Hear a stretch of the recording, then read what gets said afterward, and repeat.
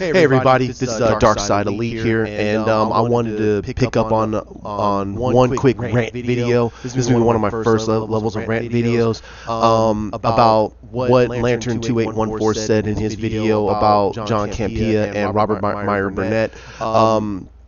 Here's where it is, and I'm gonna try to hold back my profanity. I don't want it to be a profanity-based podcast here, a video here, but I'm literally very, very upset that we're even giving credibility to John Campea. He has proven time and time again that he is a shill, and he doesn't give two squirts about the Snyder Cut nor Zack Snyder's vision.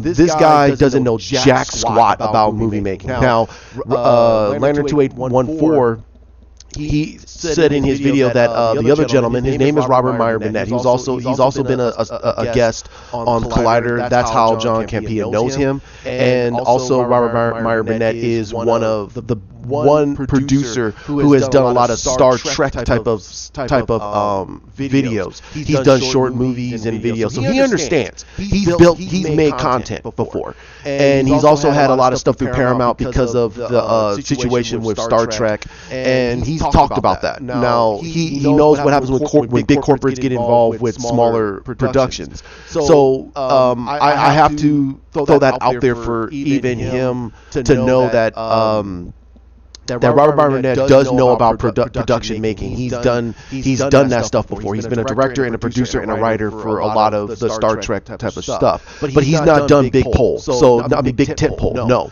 but he does know enough about content, and he also knows about the editing process and visual effects and stuff like that. He's done that before.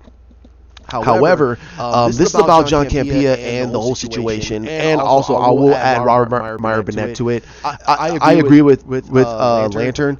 What does John Campea get out of this? What does he do? What does he do? You know, it's the same thing about why there is fake news out there and there's fake media news. It's because they know that the regular audience is stupid. They think that the regular audience is dumb, and they don't want to see this movie out there because they know for a fact that this movie would actually change everybody's aspects about what Zack Snyder was trying to say. They know that Zack Snyder was going to give us the classic Superman in this movie, but they didn't want that to happen. They wanted to keep their narrative, and that's how I personally feel about what they were trying to do.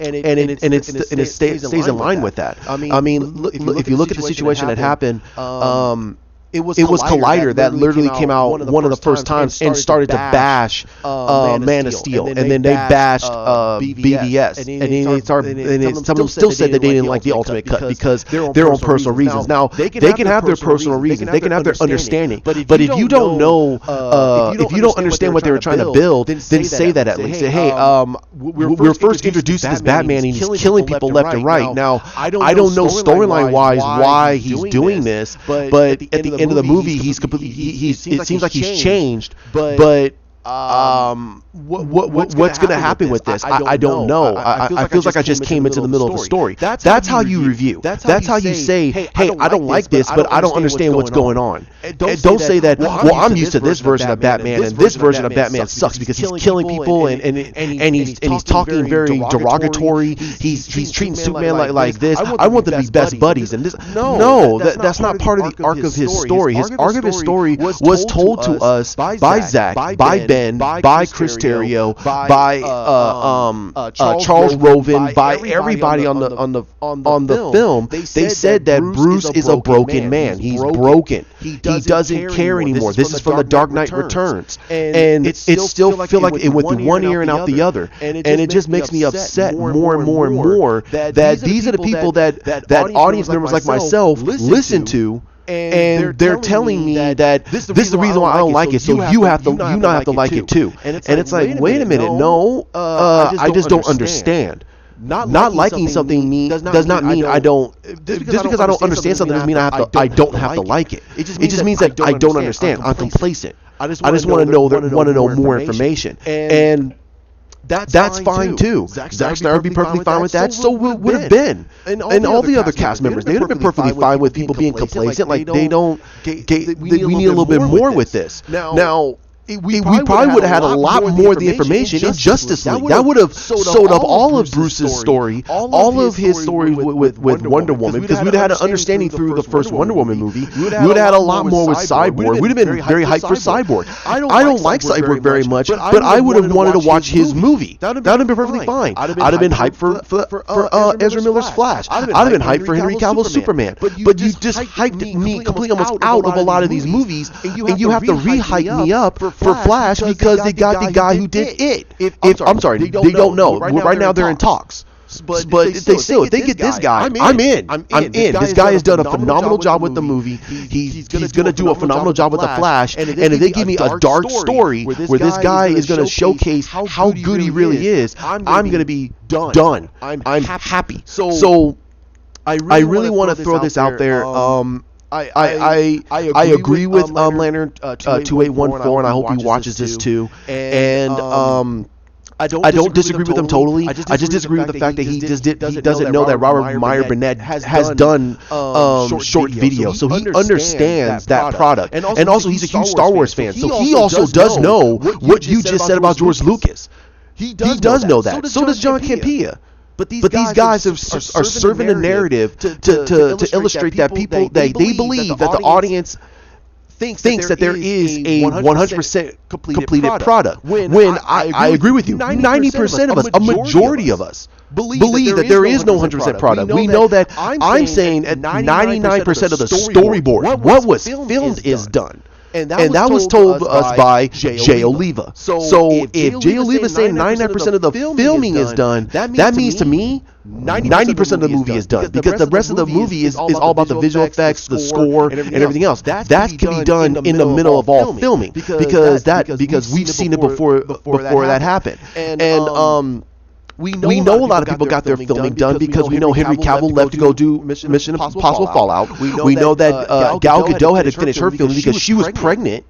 And Ben Affleck had to finish up his stuff, one of the last ones to get done, because he was going to go off and do other movies and do other projects. And four was Ezra Miller, because he was going to go off and do Fantastic Beasts. So we know that they were doing other filming. The only one that was staying there till almost to the very end was literally going to be Cyborg and Jason Momoa. But Jason Momoa said, I think it was like in July or August, he said, "Hey, done with filming. Now I'm off to go do." He was off to go do Aquaman. He was leaving to go to Iceland. So if you guys can look back at that on his Instagram, you know that was the day he left. He was finished with his filming. So if they were done with their filming, then that means they were pretty much almost done with the damn movie. He's not going to just film and all of a sudden do pickup shoots. He would have had this movie wrapped up before a little bit after autumn passed.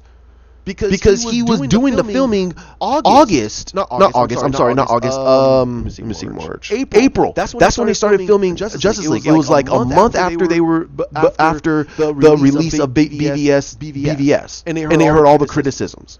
So if you go by that timeline, and I think that 2814, Lantern 2814 did a video on that on the timeline. Just look at that, because there are things that makes you go, wait a minute, they have to have a movie done by that time, because Zack Snyder is a professional director. He knows how to film. He knows how to get things done. So it makes no sense that they don't know how to get things done. It makes no sense to me. It makes no sense to me. But I don't want this to be too long. I want this to be relatively quick. I will do a video about Krypton and the cancellation and Lobo and what I think they should do. That will happen after I get back from work. I got a pretty stacked day today and a lot of bad problems that happen around the house here. But I will get that video out and done. You guys, I hope that you at least just listen to a lot of what we're trying to say here. There is no 100% completed version of the movie. If people are telling you that, they're lying to you. Okay, they are completely lying to you. That's the one thing I do agree with John Campea and Robert Meyer Burnett about. But there is a cut. There is a cut of the movie, and he expressed that expressed it. But that whole thing was about he was trying to get rid of this quote unquote myth, and that's in his quotations about about that is there a 100% completed version of the movie, and there isn't. We all know that. But there are some people out there trying to insinuate that, and we're trying to nip that in the bud. There is a 100% completed version of the movie, with no score or anything like that. Chris Dawson himself is trying to piece that together himself using music from BVS and even from Man of Steel, from other Zack Snyder movies, stuff that Hans Zimmer has done, and even Tom Hulkenberg, which is Junkie XL. He's trying to piece that all together to give us a good fan edit that's going to blow all of our socks, and I can't wait for that to happen. I'm sitting back waiting to see when that happens. But okay, like, comment, share, subscribe down below. Let's talk about it and pass it off to some of your friends and see what they say. This is a conversation starter, and we should all talk about it in a civilized manner. But I will completely agree with John Campea that there is no 100% completed version of the movie. I'm saying around 90. I'm saying around 90. Some people are saying 95, but we're not saying 100. I'm saying 90 because a good chunk of he filmed a 99% of the storyboards. That's stated by Jay Oliva. So if a 99%, and that's pretty much the majority of the movie, then you could assume that about another 10 to 15, maybe 20% at most of the movie is going to be visual effects, and most of that stuff was being worked on while they're doing the filming. So it's like they were trying to get two eggs in one basket and then work on the digital side of it while Zach was doing the film side. So it seems like they were trying to do double the work, but he was getting it done quick, and it mainly was he wanted to get things done so fast and get things done so because he was meticulous. But I don't want to get further into that. I think a lot of us should know that by now, and we should just talk about it in a more civilized manner instead of yelling at each other. But hey, you guys have a great day. All right? Bye.